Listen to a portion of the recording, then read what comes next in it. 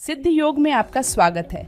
हम आप सबके लिए ऑनलाइन योग कक्षाएं आयोजित कर रहे हैं जो अंग्रेजी और हिंदी दोनों भाषाओं में उपलब्ध हैं। हम प्रत्येक दिन सुबह 5 बजे से रात 10 बजे तक 12 अंग्रेजी और 4 हिंदी की कक्षाओं के साथ आपके लिए उपस्थित हैं, ताकि आपको प्रत्येक दिन सही समय पर योग का अभ्यास करने में सुविधा हो।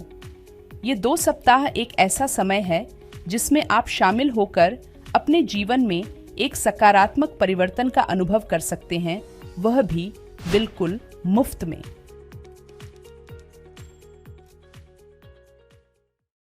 दोस्तों, क्या आपकी जांघों पर और आपके हिप्स पर बहुत ज़्यादा एक्स्ट्रा फैट जमा हो गया है, जिसकी वजह से आपके शरीर के ये जो पार्ट है वो लटक जाता है और आप अपने इस बढ़े हुए फैट को कम करना चाहते हैं, अपने हिप्स को टॉन करना चाहते हैं, अपनी थाई मसल्स को टॉन करना चाहते हैं। साथ ही साथ आपके जो घुटनों के जोड़ हैं, आपके जो एंकल के जोड़ हैं, वो बहुत ज़्यादा वीक हैं।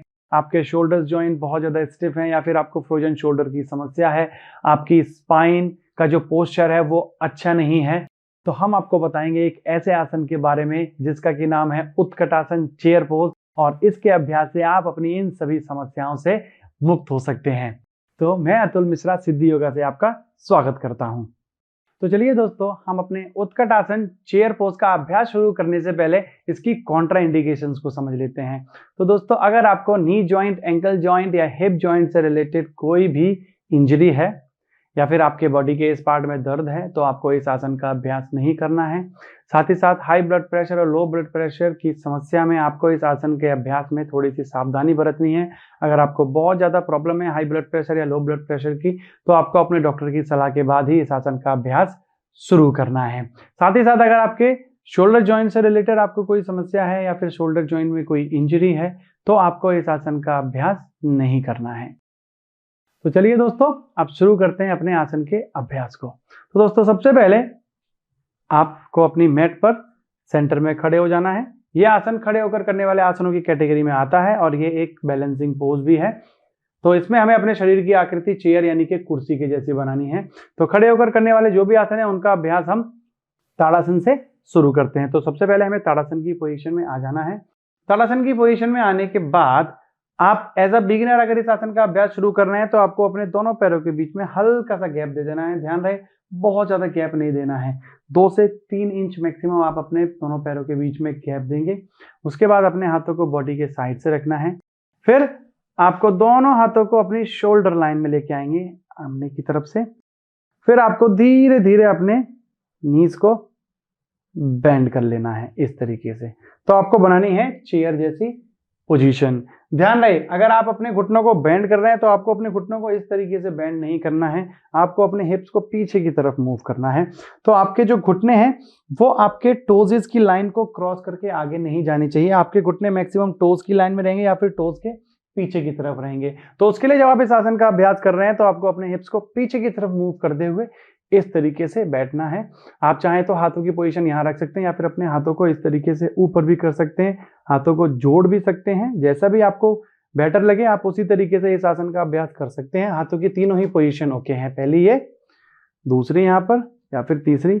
इस तरीके से आप इस आसन का अभ्यास कर सकते हैं। अगर आपको इस आसन के अभ्यास को थोड़ा और बेहतर बनाना है और अगर आपको इस आसन के अभ्यास में थोड़ी समस्या आ रही है, आप जो है अगर इस आसन का अभ्यास कर रहे हैं तो आपकी बॉडी शेक हो रही है क्योंकि आपकी लोअर बॉडी की स्ट्रेंथ बहुत ज़्यादा कम है, तो आप शुरुआत में इस आसन का अभ्यास वॉल के साथ भी कर सकते हैं। तो वॉल के साथ देख लेते हैं।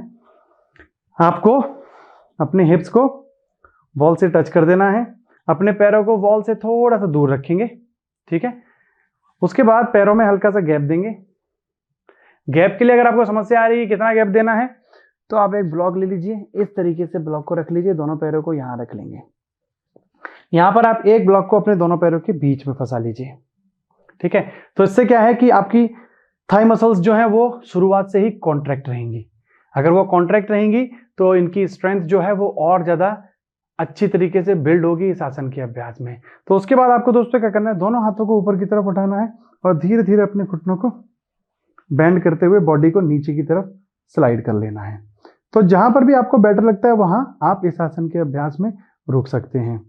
जितनी भी आपकी थाई मसल्स की कैपेसिटी है उतना आप कर सकते हैं इस आसन के अभ्यास को। और नीचे आना चाहते हैं तो और नीचे आ सकते हैं।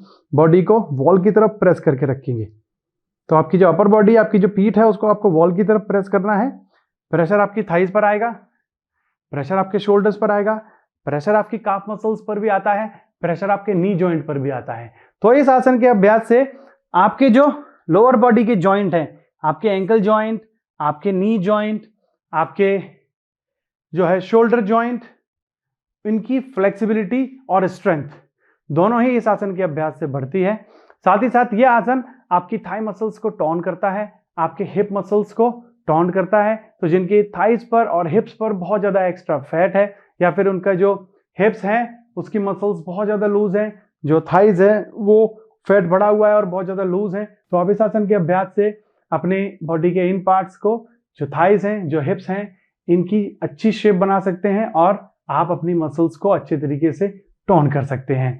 साथ ही साथ जब आप इस आसन का अभ्यास कर रहे होते हैं, तब आप इस आसन के अभ्यास में आपको एक पॉइंट पर कंसंट्रेट करना होगा, जिससे कि आप अच्छे से बैलेंस बना पाएं और आप अपने आसन के अभ्यास में इस आसन के मेंटल बेनिफिट भी ले पाएंगे, अगर आप इस आसन के अभ्यास में अपने आप को अच्छे से स्टेबल रखते हैं। मैं आपको इस आसन का पूर्ण रूप से अभ्यास दिखाता हूं। अब तो आपको दोनों पैरों को मिला लेना है, दोनों हाथों को बॉडी के साइड में रखना है। श्वास लेते हुए दोनों पैरों को बेंड करते हुए अपने दोनों हाथों को साइमल्टेनियसली ऊपर की तरफ उठाएंगे। तो श्वास लेते हुए इनहेल, पैरों को बेंड करना है, हिप्स को पीछे की तरफ मूव करना है, हाथ ऊपर की तरफ, गर्दन हल्की सी ऊपर रहेगी। अगर आपको सर्वाइकल की समस्या है तो आपको इस आसन के अभ्यास में अपनी नेक को बहुत ज्यादा ऊपर की तरफ पुश नहीं करना है, हल्का सा ही चिन को ऊपर उठाएंगे और यहाँ आप इस आसन का अभ्यास करेंगे। अगर आपको इस आसन के अभ्यास में थोड़े और बेनिफिट लेने हैं, अपनी थाइस पर, काफ मसल्स पर ज्यादा प्रेशर डालना है, तो आप अपने टोजेस को भी ऊपर की तरफ उठा देंगे और यहाँ इस तरीके से आप इस आसन का अभ्यास करेंगे। तो जब आप टोजेस को ऊपर उठाते हैं, थोड़ी सी बैलेंसिंग इंप्रूव होती है आपकी। आपको बैलेंसिंग के लिए थोड़ा और काम करना पड़ता है अपनी बॉडी पे। साथ ही आपकी थाई मसल्स, काफ मसल्स पर और अच्छा प्रेशर आता है, तो आपकी जो थाइज और काफ मसल की स्ट्रेंथ है वो बढ़ जाती है। जिन लोगों को नी से रिलेटेड समस्या है, जिनको कि घुटनों में दर्द रहता है बट उनको अर्थराइटिस नहीं है, तो आगे चलकर आपको घुटनों के दर्द की समस्या है वो बढ़कर अर्थराइटिस का रूप ले लेती है। तो इस आसन का अगर आप अभ्यास करते रहते हैं तो आपको घुटनों में ना तो कभी दर्द होगा और ना ही आपको अर्थराइटिस की समस्या होगी। तो दोस्तों, इस आसन का अभ्यास आप बिना वॉल के सपोर्ट के ब्लॉक के साथ कर सकते हैं। तो आप ब्लॉक को इस तरीके से फंसा लीजिए, पैरों में हल्का सा गैप रहेगा, इनहेल करते हुए बैंड कर लेंगे।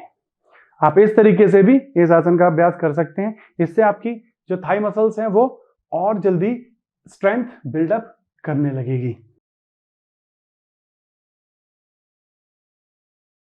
तो दोस्तों, ये हमने आपको बताया उत्कट आसन, चेयर पोज के बारे में। तो दोस्तों, आपको इसी तरीके से इस आसन का अभ्यास करना है। एज अ बिगिनर आप इस आसन के 2 से 3 राउंड कर सकते हैं। शुरुआत में आपको इस आसन को 20 से 30 सेकंड तक ही होल्ड करना है, इससे ज्यादा इस आसन का अभ्यास ना करें, क्योंकि अगर आप बिगिनर हैं तो अगर आप इस आसन का ज्यादा अभ्यास करते हैं तो आपके नी जॉइंट, एंकल जॉइंट में इंजरी आ सकती है, आपके शोल्डर जॉइंट में भी इंजरी आ सकती है। तो इस आसन का अभ्यास शुरुआत में थोड़ा कम करें, बट अच्छे तरीके से करें। जो हमने आपको स्टेप्स बताए उन सारे स्टेप्स को आप फॉलो करें। तो मैं आशा करता हूं कि इस सारी जानकारी के साथ आप इस आसन का अभ्यास अच्छे से कर पाएंगे और ज्यादा से ज्यादा आप इस आसन के बेनिफिट्स ले पाएंगे। तो आप करिए उत्कट आसन, चेयर पोज का अभ्यास। हम जल्दी ही मिलते हैं एक नए आसन के साथ आपसे। तब तक के लिए नमस्कार।